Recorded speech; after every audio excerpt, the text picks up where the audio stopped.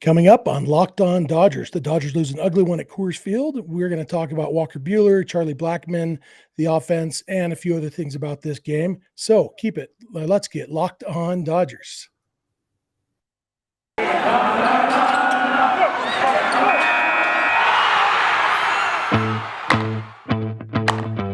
You are Locked On Dodgers, your daily Los Angeles Dodgers podcast. Part of the Locked On Podcast Network, your team every day.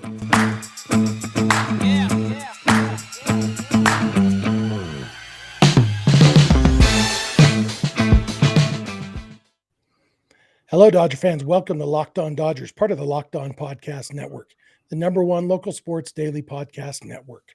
Locked On, your team every day. We appreciate you making us your first podcast of the day. And maybe for your second one, join Walking Baseball Encyclopedia Paul Francis Sullivan. Please call him Sully every day on Locked On MLB for a unique look at the majors, both present and past, featuring exciting guest interviews and routine check-ins from the Locked On MLB Network's team of local experts. Subscribe to Locked On MLB today on the Odyssey app or wherever you get your podcasts. Locked On Dodgers is the daily podcast covering the world champion Los Angeles Dodgers, bringing you the smart fans' perspective on our boys in blue. I am Jeff Snider of Baseball Essential, along with Vince Samperio of Chavez Ravine Fiends. Vince, it was an ugly game at Coors Field, which is getting redone at this point, and they ought to just implode that stadium. Yeah, who's going to miss it? I mean, it's a nice place to go to, but I can visit Denver without having to go watch baseball. Yeah, there's a lot to do in downtown Denver. You don't even keep the baseball stadium, play college games, something that doesn't matter, or just take them out of the Dodgers division. That's good enough for me. Move them to the American League or the, National League East, make them fly a bunch. I don't care. I'm just tired of that stupid stadium. The Dodgers lost 10-5 to the Rockies. It was close until late. Sam Hilliard put it away with a 3-run homer. It was 6-5 until I think the seventh inning. So it was not as bad as it could have been, but Walker Buehler really struggled, couldn't even get through 4 innings. Probably his worst start of the year, up there with that start against the Giants. Unfortunately, his 2 worst starts of the year have come in his last 4 starts. So we're going to talk about Buehler's struggles. We're going to talk about Charlie Blackmon forgetting what sport he played and whether or not he is history's greatest monster. And we're going to talk about the offense showing signs of life, the bullpen management, load management in the bullpen, and maybe talk about the possibility of at what point the Dodgers might just throw in the towel and accept the wild card. Obviously, it's not at that point yet, but we'll talk about those hypotheticals anyway. So that's the plan. But first, we want to remind you, please subscribe to Locked On Dodgers on YouTube and or follow us wherever you get your podcasts. And when you get in your car or sit on your couch, tell your smart device to play podcast Locked On Dodgers. All right, I guess we'll start with Buehler, right? So it was, it was ugly, and he just didn't have any swing and miss. He only had 1 strikeout. I think only had 3 or 4 swings and misses in his 3+ innings of work. And, he just, the wheels came off in the 4th inning, and it got ugly quick, and he was out of there, and that was it. Yeah, he was getting hit hard. He didn't have much on his pitches. It didn't seem like he was fooling anybody. And like I said, for this to come now, for his, kind of 3 of his worst starts of this season to all come here in the last month, here in his last 4 starts, has just been unfortunate timing. And he especially for Walker Buehler, because we expect him, he's gotten to the point of almost Kershaw peak where we're expecting him to go 6-7 innings every time out, allow two runs or less, and just basically be that stopper, be that guy the Dodgers can count on. Like, okay, you know what? We have a chance to win today because our offense might only have to score a couple runs. And unfortunately, it didn't happen this time. And, he mentioned after the game that it's just something with him. He's got to figure it out. There's just a couple things he thinks he might need to work on or figure out. But I think a lot of people are bringing up the innings. He's thrown more innings than he ever has before. But realistically, that could be part of it. But as we saw with Julio this year, that's something you can overcome. I think with him, it's just he hadn't had any bad starts all year, and now they just happen to all come here in the last month rather than, one every month or whatever the case may be for most pitchers. Yeah, and we've talked pretty much every time the Dodgers have played at Coors Field about don't get too high or too low about anything that happens at Coors Field. And so if this was an isolated start, we wouldn't, not that we would be okay with it, but we wouldn't be super worried about it if Buehler had been dominant in every other start this year and this was his first bad start. I think we just chalk it up to Coors. And there's part of me that still thinks we should do that. That just say, okay, this is a Coors Field start, throw it out, because it was significant. I mean, he was decent his two previous starts, not great last time. I think 3 runs in 6 innings. Time before that, 2 runs in 7 innings. I mean, Buehler, it's not like it's been clunker after clunker. Compared to his midseason dominance, yeah, it's been rough the last couple games, but so there's part of me that's inclined to just chalk this up to Coors Field. Is there any part of you that feels that way? I mean, I'm always going to do that just to, even if it's not, I don't see anything. Julio wasn't as sharp yesterday as well. Alex Vesia, who's been really sharp, and wasn't as sharp today. So it could potentially be something like that. I'm more than happy to throw it up and chalk it up to it. The other part too is just, people, a couple DMs and a couple people reply to some of the tweets about, are we worried about Buehler? I'm not worried about Walker Buehler. I think he's going to be fine when it comes down to it. If he has to pitch in October, I have no reason to believe he's not going to be the dominant Buehler that he's always been. And especially, that's just a little bit more adrenaline. Yeah, the Dodgers are in a, NL West race, but I don't know. I'm not getting up as much for these games as I would for a game in October. So I think that also adds to it a little bit. Yeah, and I have a sneaky suspicion that Walker Buehler will not have to pitch at Coors Field in the postseason. Yeah, that's a healthy, nice take right there. Yeah, the one good thing about Coors Field is that it hardly ever shows up in the postseason. So at least we can play real baseball then.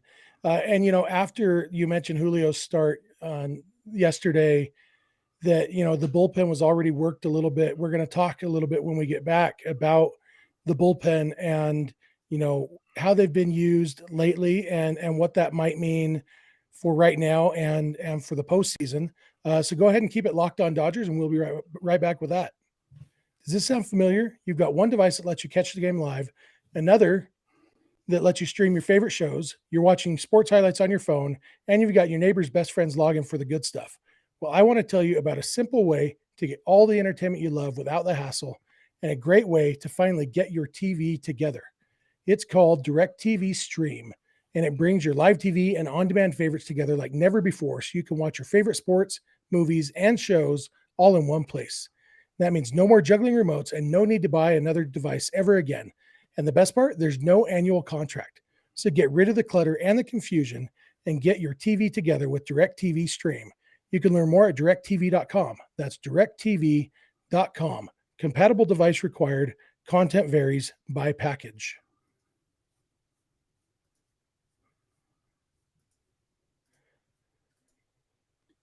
Guess what? I share a bed with a Pro Bowl quarterback, an Olympic swimmer, and a national women's soccer star. I guess I should explain. When I heard how many elite athletes sleep on a Molecule mattress and call it their best sleep ever, I ordered one for myself, and they're spot on. I'm no elite athlete, as you may be able to tell if you're watching on YouTube right now, but I am a big guy with a lot of aches and pains. And Molecule Sleep Science has literally created the world's most perfect mattress. It's unlike any other mattress in a box. It's cool to the touch, not like other foam mattresses. It has 6 times the airflow of my old mattress, so it keeps me cool all night. It has zone reflex layers that adjust with me in all my weird sleep positions, so I never awaken with a stiff neck or sore back, and it's antimicrobial. Molecule mattress is how elite athletes and Jeff Snider get the best sleep ever. Sleep on your Molecule mattress risk-free for 100 nights. If you don't have your deepest, most restorative sleep ever, just return it. Visit onmolecule.com and save 20% with promo code LOCKEDON. Again, save 20% with promo code LOCKEDON at onmolecule.com.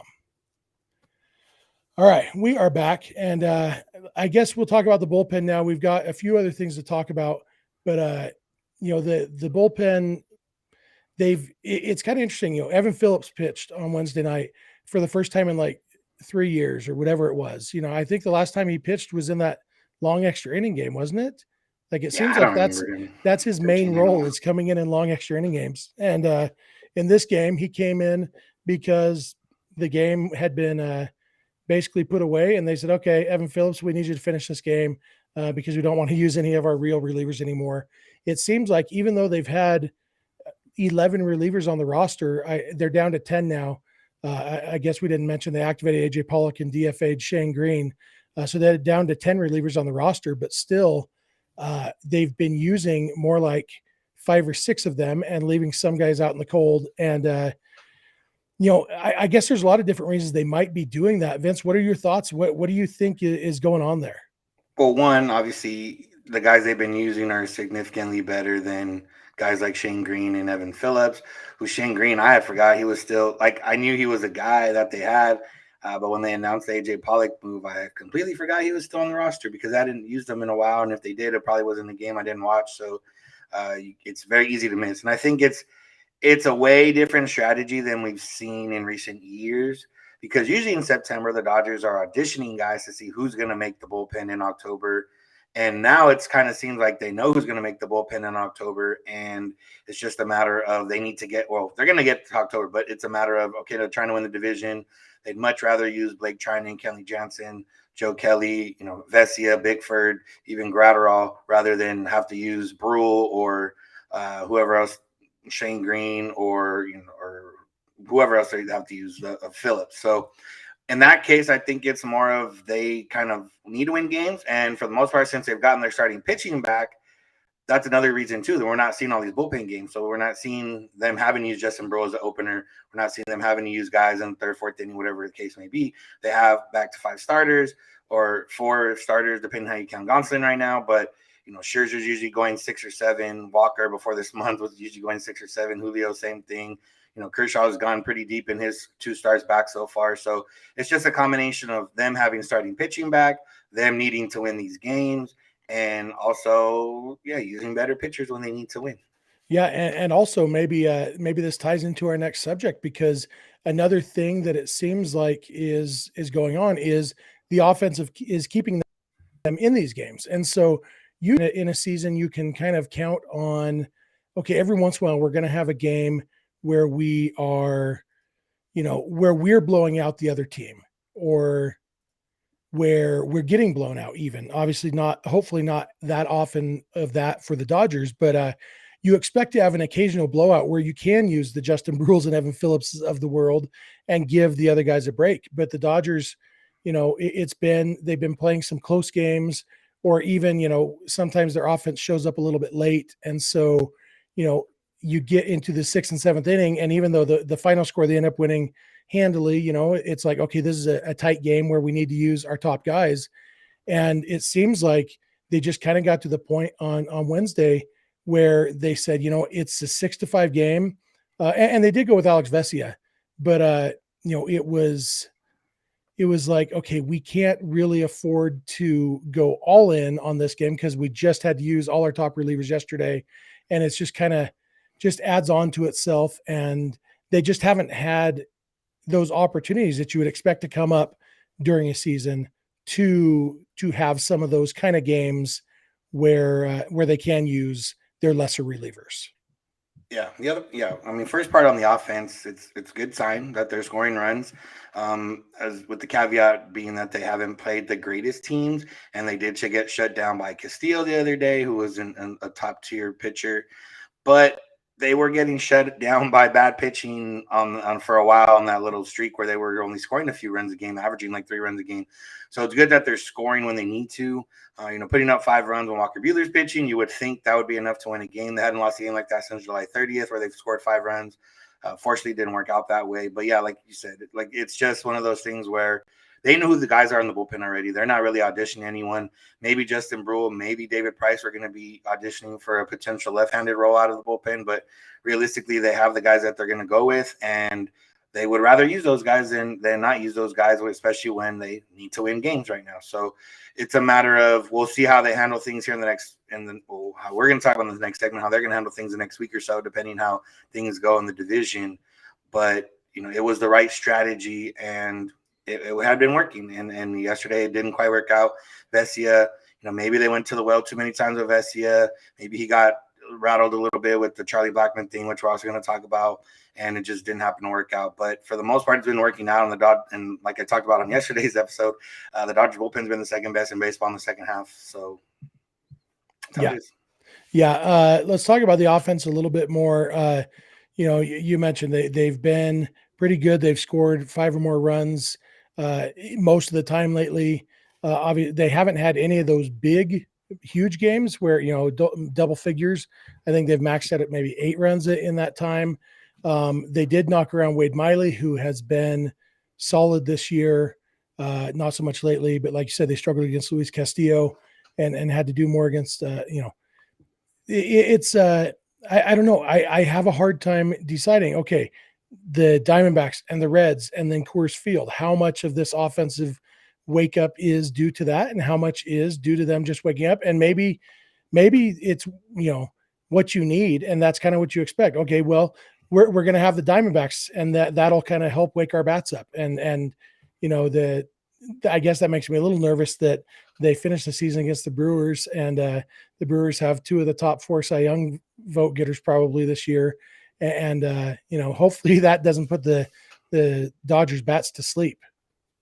Yeah, it's just hitting's an interesting thing, and we're obviously not major league hitters, but you hear confidence, a big word a lot of times, and maybe scoring 5-10 runs against some of these bad pitching can get your confidence up at the plate, and then you can go in to face a better pitcher and just feel confident, and that's half the battle sometimes.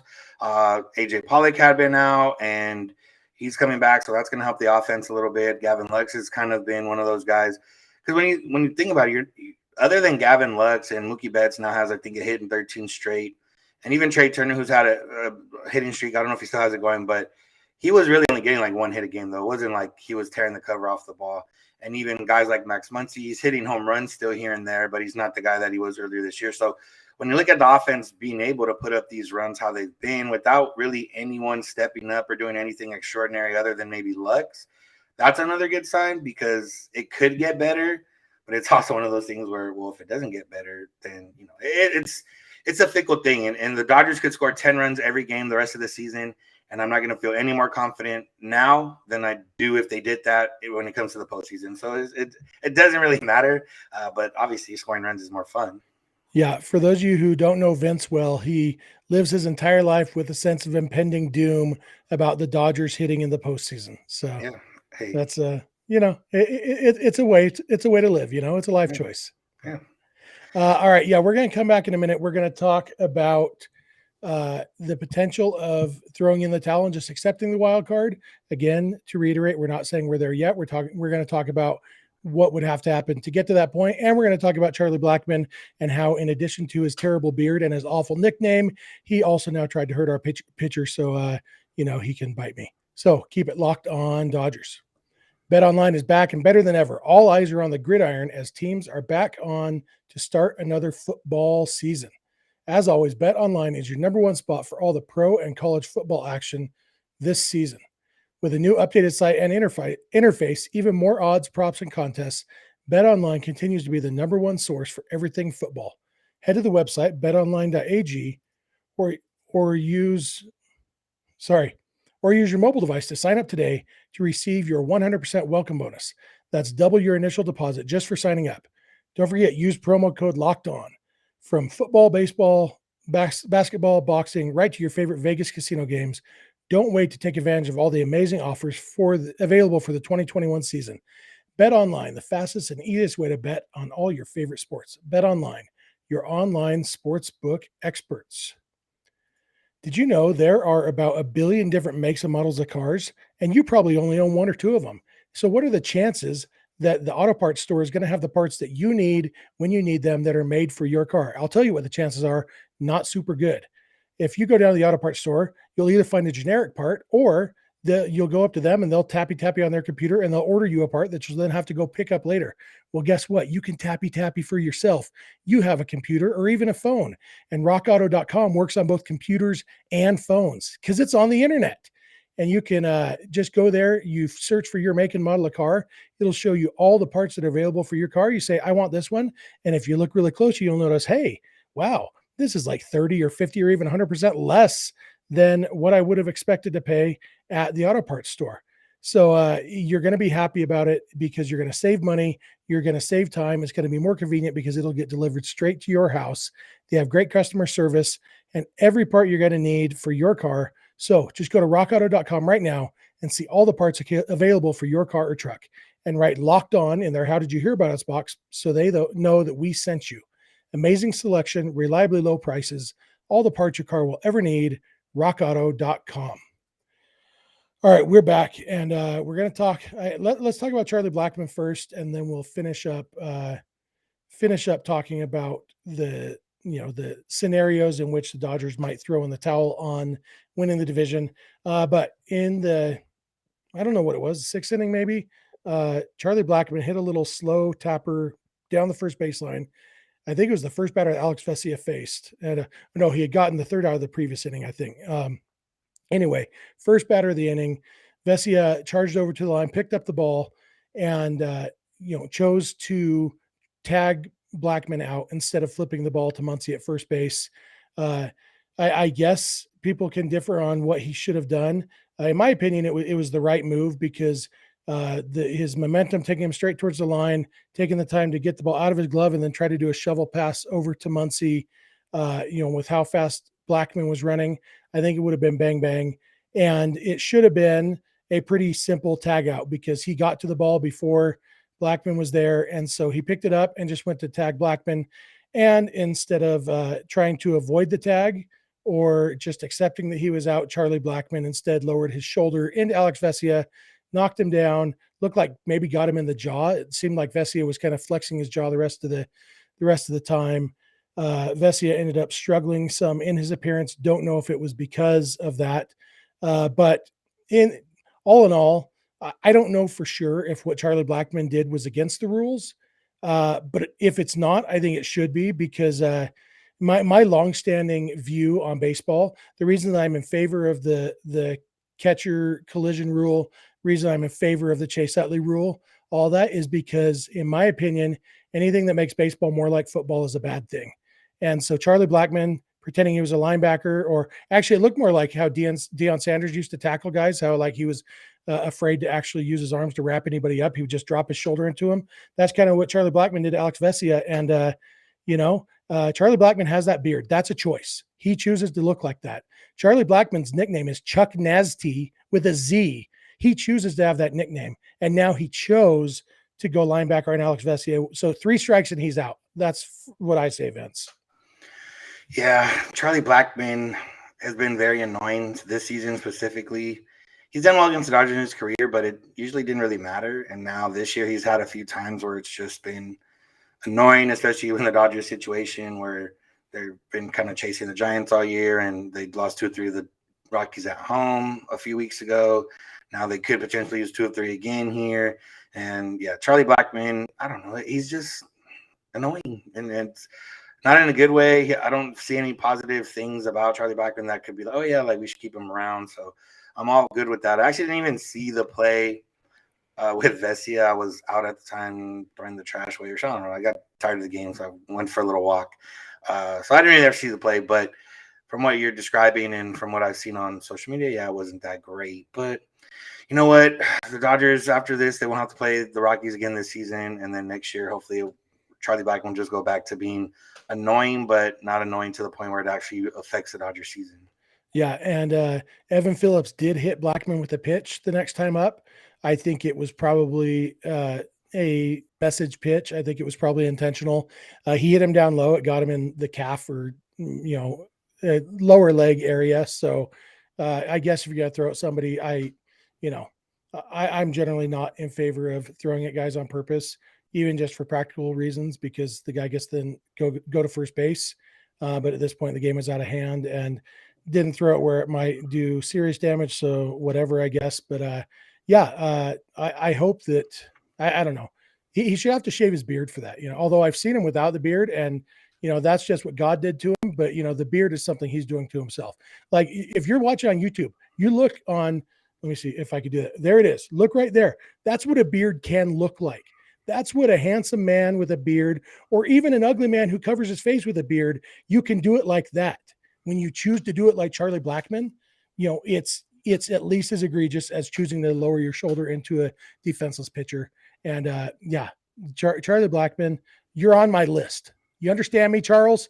On my list. And now let's talk about the Dodgers, because this is a Dodgers podcast. Now that I've mentioned that Charlie Blackmon is on my list, the Dodgers, as of right now, I haven't checked the score since we started recording, but 25 minutes ago, the Giants were up 3-1 on the Padres. And 8-1. I think Tatis just homered, if I can see correctly in this little screen. But yeah. You said 8-1? Yeah. Oh, so okay. So the Dodgers are definitely going to be 2 games down by the time you're listening to or watching this episode, and 2 games down with 10 games left to play. Which, it's not out of the question. But you look at the schedule, it's going to be hard for the Dodgers to make it. I'd say winning the division outright is almost out of the question at this point.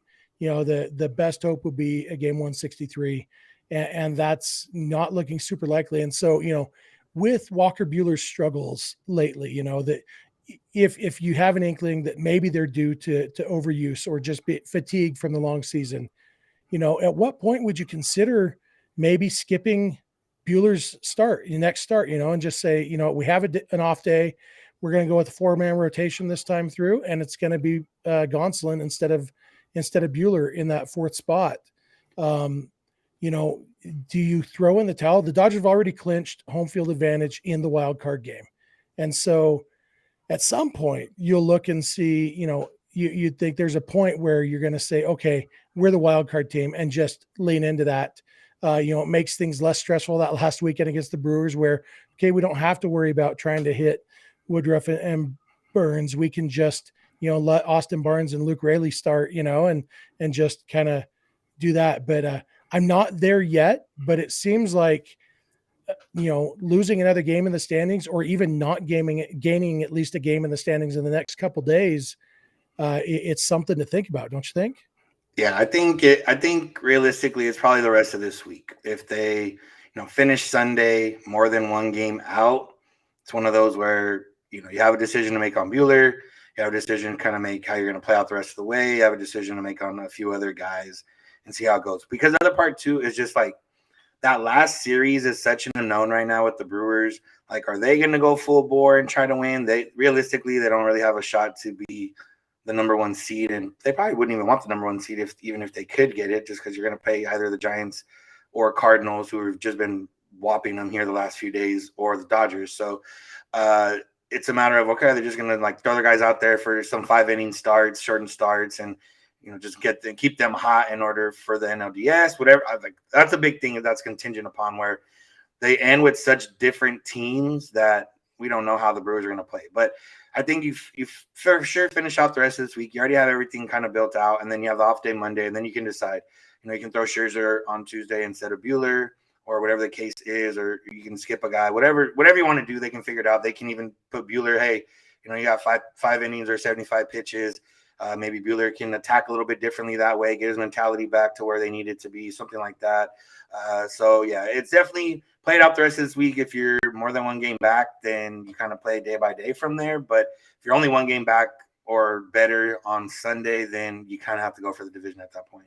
Yeah, I think that's right. And, I think there's maybe some value even there at 97 wins right now, which means they could top out at 107, which would be the best season in Dodgers history, or at least LA Dodgers history. That realistically, if they go all out, they have a decent shot of winning 104 games, and that's meaningful.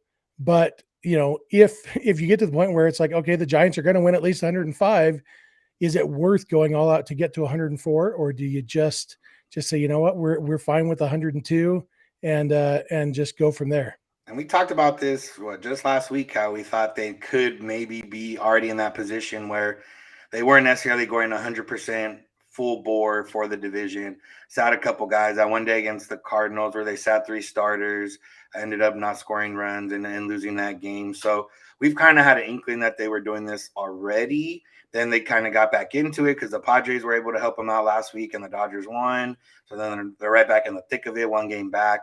Now they're going to be 2 games back with 10 to play.